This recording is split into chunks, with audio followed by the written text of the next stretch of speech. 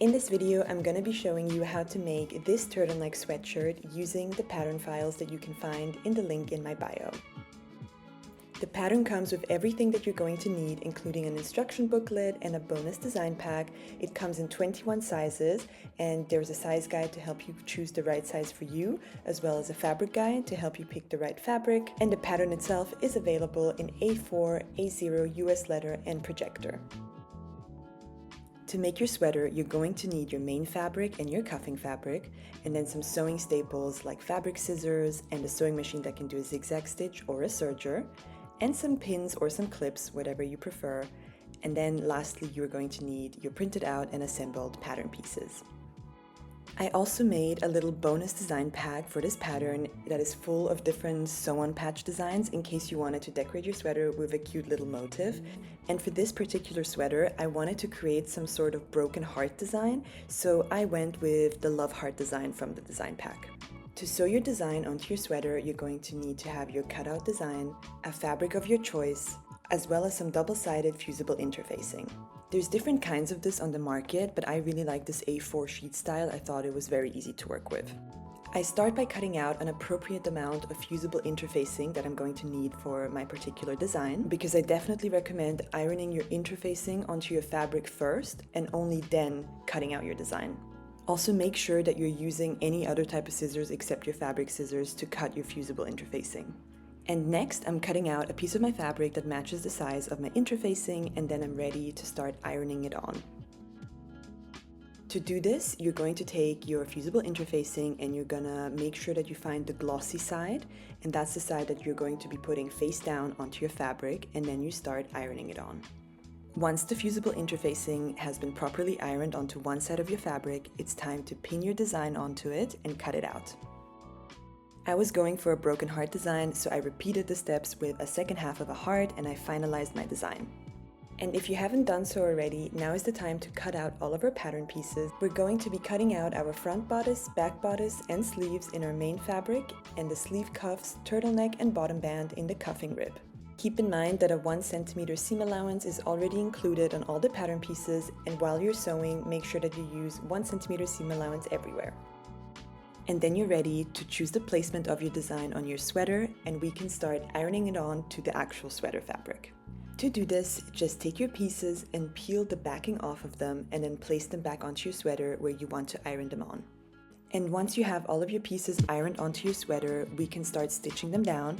And to do this, I recommend using a small zigzag stitch on your sewing machine or any kind of suitable decorative stitch. So here you can see me setting my machine to a zigzag stitch and then making sure that the length is shortened and the width is widened. Then you just want to test it on a sample, and this is what that stitch looks like. Another option is this decorative stitch that my machine has, and I'll show you what that looks like as well, which I also found to be a suitable option for this. Once you've decided what kind of stitch you want to use, you can go ahead and stitch all of your pieces down. Now that the design is done, we can start assembling the actual sweater. Start by taking your two bodice pieces and putting them onto each other right sides together and match up the shoulders. Then pin these in place, and we're going to sew the shoulder seams together first. I'm using a serger to sew all of my seams, but you can totally use a zigzag stitch on a sewing machine as well. Just make sure that you finish your edges. Then we're going to press those seams towards the back bodice with our iron. To assemble our sleeves, we're going to match the notch on the center of our sleeve curve with the shoulder seam that we just sewed on the bodice. Match those up and then start pinning the sleeve onto the sleeve curve from there. Once you've pinned your sleeve, you can sew it down and then repeat for the second sleeve. Now that both sleeves have been sewn on, we can fold the entire piece right sides together and match up the sleeve underarms and the sides of the sweater. We're gonna be pinning all along the side and the sleeve of the sweater, starting at the seam where the sleeve and bodice were sewn together. Also make sure that the armhole seam allowance is facing towards the sleeve on both sides before you sew it down. Now you can take your rib knit pattern pieces, and we're gonna be starting with the turtleneck.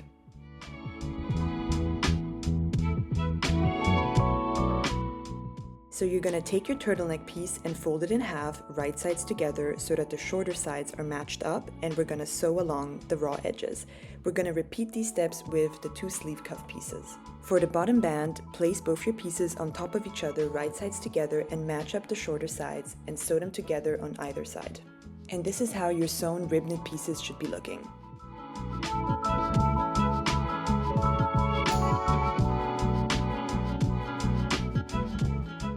Now take your turtleneck and turn it right sides out by folding it over itself and rolling it all the way down until the raw edges meet. Now your turtleneck piece is ready, and we're going to repeat this step with the sleeve cuffs and the bottom band.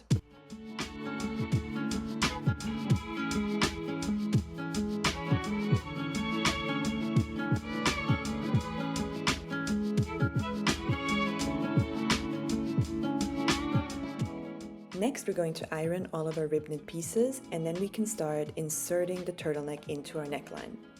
To do this, we're going to have to divide our neckline into 4 equal sections, aka into quarters.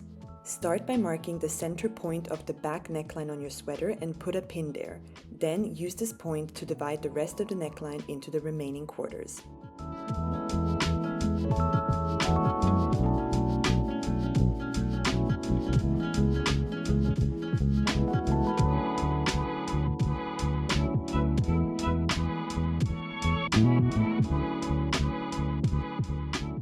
Next, we're going to divide the turtleneck into quarters as well, and we're going to be using the seam line as our first quarter point mark. With your sweater still inside out, insert the turtleneck into your neckline opening. We're going to be matching up the seam line on the turtleneck with the center back point of your neckline.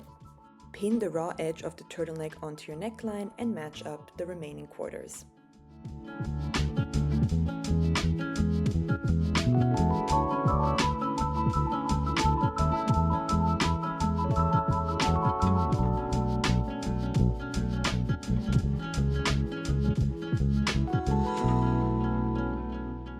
This is what it should look like once you've pinned everything down, and now we can start sewing it in. When sewing it, make sure that the turtleneck is on top and not the sweater, because this will make it much easier to sew it in. You will need to be stretching the turtleneck a little bit as you sew between the quarters to make it fit into the neckline perfectly. And make sure that you are only stretching the turtleneck and not the sweater material.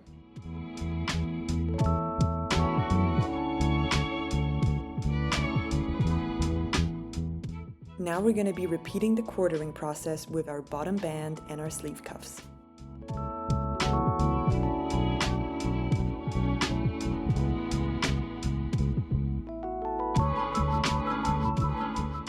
And then, just like we did with our neckline, we're going to be dividing our sleeve openings into quarters as well.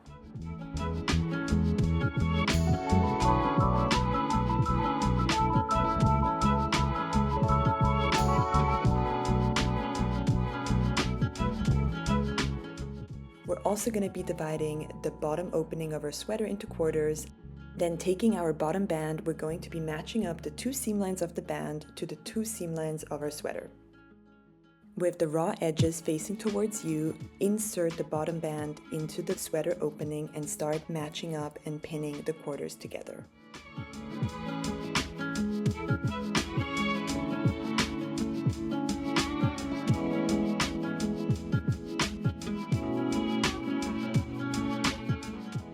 Then, taking your sleeve cuff, we're going to match the seam line on the sleeve cuff with the seam line on the sleeve, and we're going to pin and match up our quarters.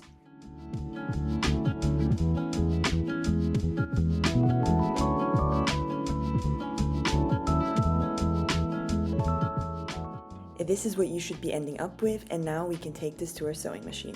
And here we are once again making sure that the rib knit fabric is laying on top of our main fabric, and we're going to be stretching it quite a bit more than we did with the turtleneck to make that rib knit sleeve cuff fit into the sleeve opening properly.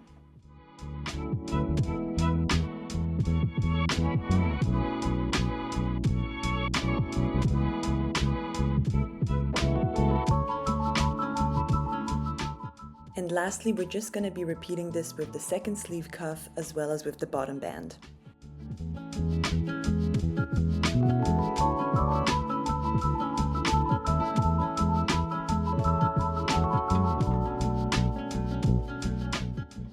this is what your sweater should look like. It is basically completely finished at this point. Feel free to add top stitching if you would like on the seams that we've just sewn. And you can then take your sweater to the ironing board one last time, and we're going to be pressing all of our new seams towards the bodice and towards the sleeves. And this is how your finished sweater should look like. I'm so proud of you. Congratulations on making something with your very own two hands, and I hope you had a lot of fun making it.